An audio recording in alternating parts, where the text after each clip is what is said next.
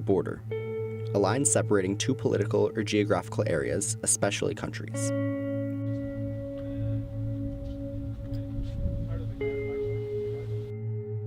A line separating mother and daughter. A line separating veterans from the country they served.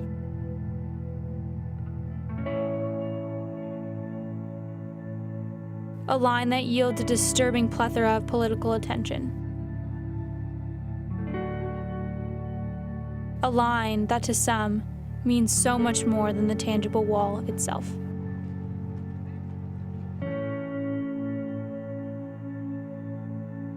This past January, we traveled from San Diego to Tijuana to explore the stigma surrounding the border from both sides. During our trip, we were given the opportunity to speak to deported mothers, veterans, and those whose families who have been torn apart by legislation. Las Madres Deportadas is an organization that provides services for mothers who have been deported from their children. The mothers and families we met were devastated by the division of their families. For me, like a mother, it doesn't matter if we have documents enough. We still have the right to be with our sons, with our daughters, with our children. Buenas tardes, mi nombre es Silvia Ocampo. Soy de Acapulco, Guerrero. Y viví por casi 25 años en San Diego. Pues el muro es la barrera, ¿verdad? Para estar lejos. Aunque no es tanto, ¿verdad? La distancia. Mi hijo vino el primer mes, el de 16, vino al muro del otro lado con Mari. Y yo estaba de este lado, abrieron las puertas y digo, es solo una reja o un muro. Pero nos separa, ¿verdad? Es una distancia grande. I have to keep going. I have to keep fighting because I know what my children have, it's me. If I am weak, I don't want my children to see me that I give up. Nunca lo lamentaría porque sé que mis hijos tuvieron una mejor vida y van a tener una mejor vida que yo. Veterans for Peace is an organization that provides services for deported U.S. veterans. Most were either promised citizenship or guaranteed a status that would bring them close to it when entering the Army.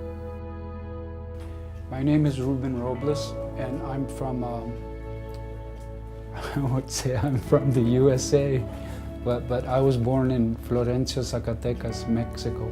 And my name is Mario de la Cruz. I'm from Tulare County, Central California. Well, when I went in the military, we're all there, you know, in rank, you know, and you raise the right hand, you know, and you give your oath. As a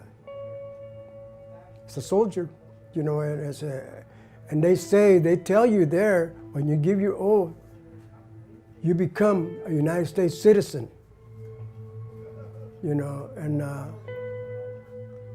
that's it.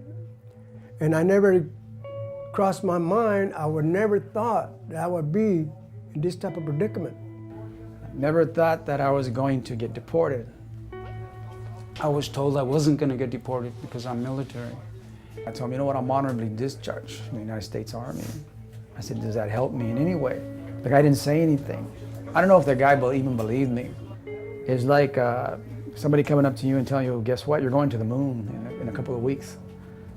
And well, obviously you're gonna be like, what do you mean I'm going to the moon?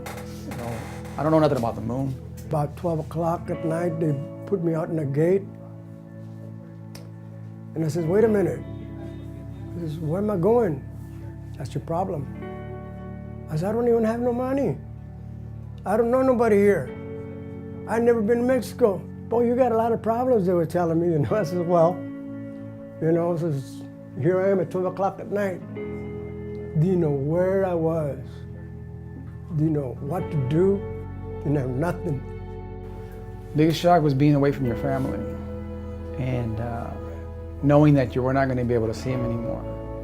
The smaller kids are the ones who take it the hardest because they don't understand that there's borders. They don't understand that there's things that divide us. And so how is it that he cannot come home when he wants to come home? That's something they cannot comprehend that.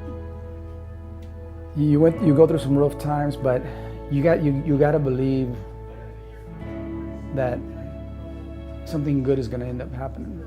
Things are going to change. Like, I've always believed that nothing stays good forever. Nothing stays bad forever. It's just part of life. It's those that know and understand that are the ones who end up surviving and going on with their life. The border. La Frontera. A line that tells more stories than the ones we hear in the news. A line that fosters hate, yet can't seem to destroy love. A line that does not separate black and white, but creates a complex shade of gray.